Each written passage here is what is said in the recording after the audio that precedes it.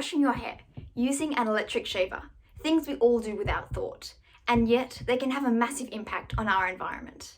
Hello, my name's Julia Cummins, I'm from Australia, and in my project Why Silver Might Not Be Gold in Water, I investigated the threat of nanosilver in our waterways. You've all heard of microplastics in the environment, but what about nanosilver? Nanosilver is tiny particles of silver, and due to its strong antimicrobial properties, it is the most commonly used nanoparticle in consumer goods. Nanosilver is in the makeup you're wearing right now. It's in the band-aids covering your scrapes. And it enters waterways through releases from industry and the commercial products you use every single day. Nanosilver is toxic to aquatic organisms and is more deadly than bulk forms of silver because it has a higher surface area to volume ratio.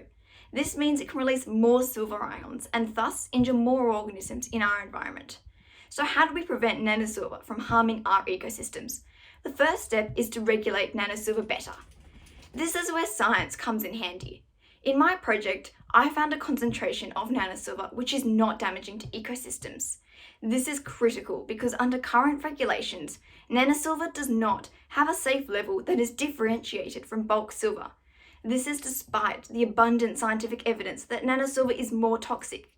To achieve my aim, I monitored the population and heart rate of the aquatic organism Daphnia magna in nanosilver. Here you can see my experimental setup with different nanosilver suspensions. Daphnia magna are large enough to be seen by the naked eye, so I could count their population visually. Measuring their heart rates was a little bit more difficult. To do this, I had to record them under my digital microscope.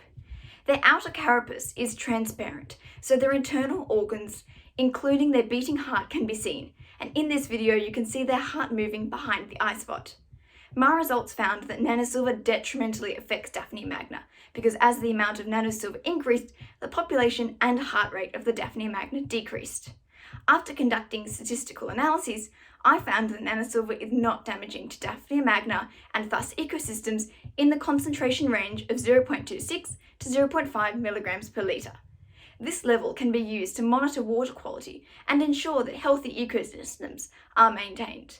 Now that you're aware of the dangers of nanosilver, before you open a new bottle of shampoo or toothpaste tube, check the ingredients, avoid nanosilver, and help me protect our waterways for the future.